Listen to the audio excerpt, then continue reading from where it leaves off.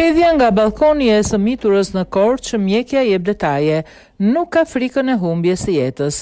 Mjekja psikiatre ka treguar disa detaje nga ngjarja e rëndë që ndodhi në Korçë, ku një 14 vjeçare u hodh nga kati i tretë i pallatit. Ajo ka treguar se e mitura kishte probleme familjare dhe sociale, teksa babai rezultoni dënuar për disa vepra penale. Problematikat janë të ershme, ka probleme familjare dhe sociale.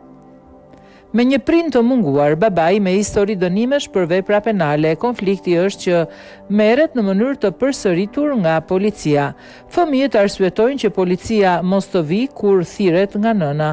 Vendosmëria e vajzës 14 vjeçare për të arritur qëllimin më shqetëson. Nuk e përjeton ngjarjen emocionalisht, nuk ka frikën e humbjes së jetës dhe e përdor si kërcënim që mund ta përsërisë. Ajo që është problem mbetet qëllimi i tentativave të vetvrasjes pa ndjer asnjë pendes. E para është vetë nëna që është në kontakt me fëmijët e saj minoren dhe është e frikshme që ky model të shihet nga fëmijët e tjerë të vegjël.